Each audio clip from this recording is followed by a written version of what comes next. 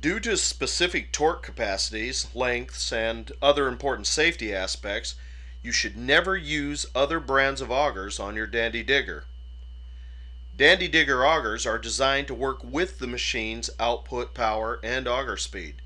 With very open flights and steep approach angles of the teeth, they allow rocks and large objects to pass through the flights and are very aggressive in all types of digging conditions.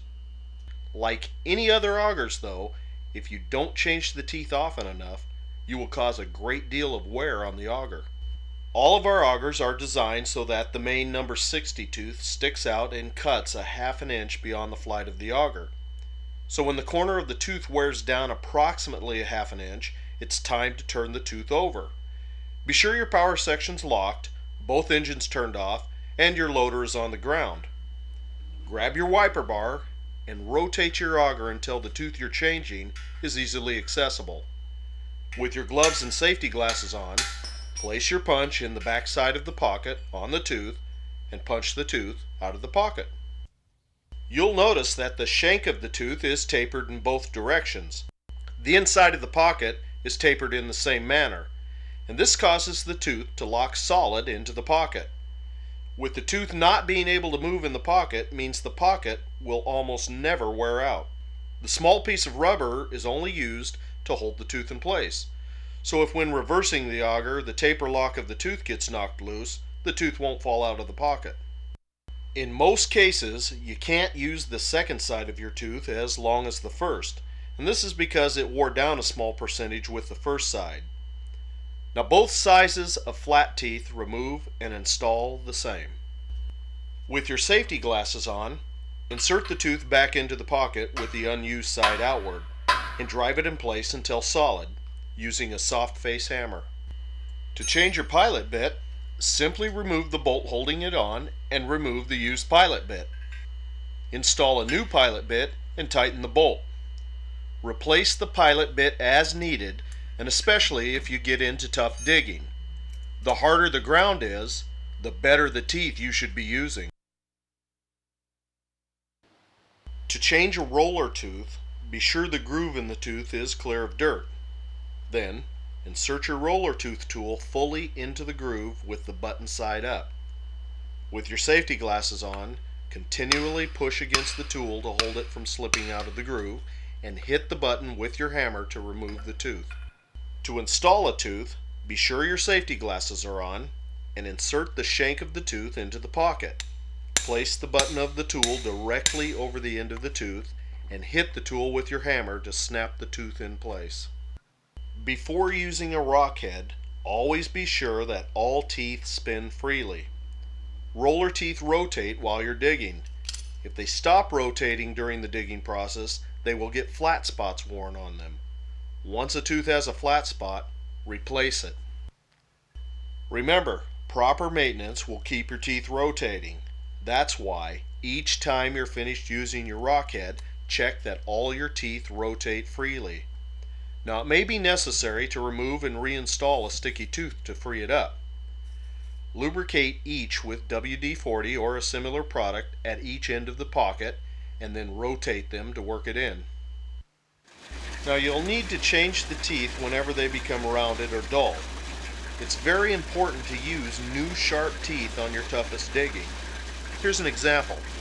If you have a job to dig today in very hard rock, change your teeth whenever you notice a slight reduction in hole production. Save the teeth you remove for the job you may have next week in asphalt or softer rock, where super sharp teeth aren't necessary.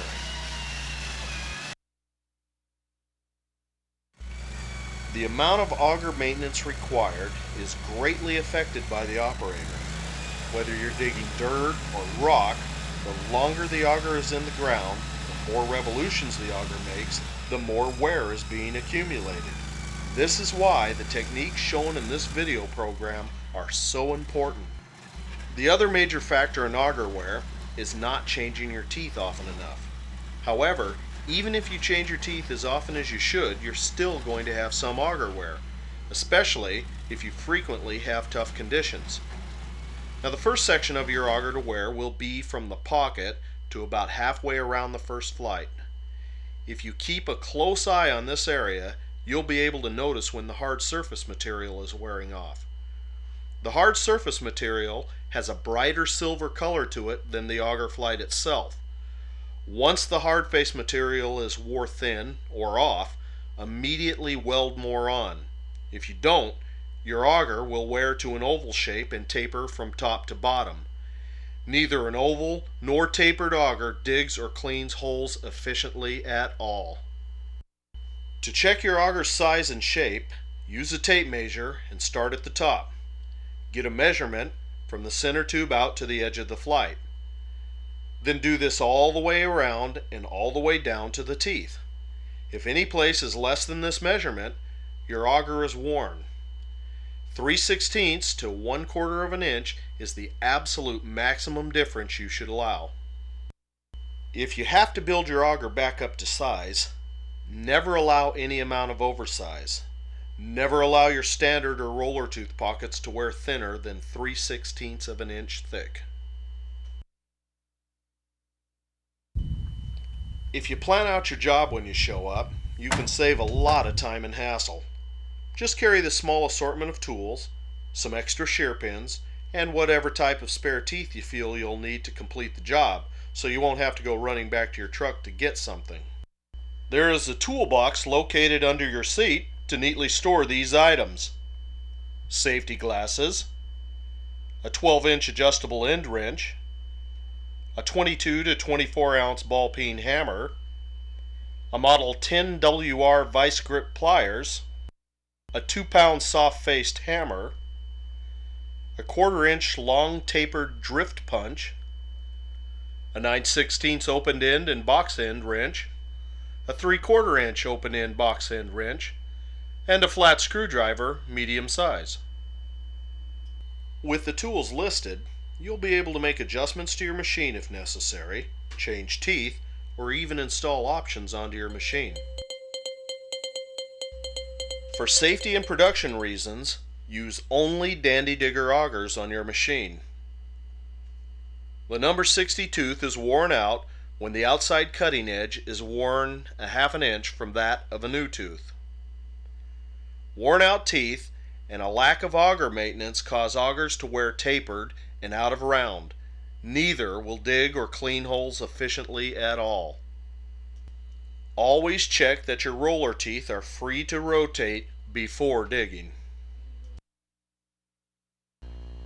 Okay, this completes your Dandy Digger operator safety training video. And we hope that this training program not only makes you a safe Dandy Digger operator, but also helps speed you through the learning process.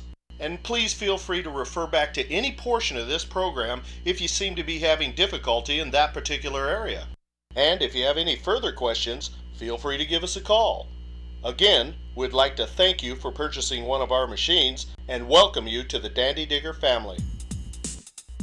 Here's just a few of the complete line of Dandy Digger fencing options for your machine.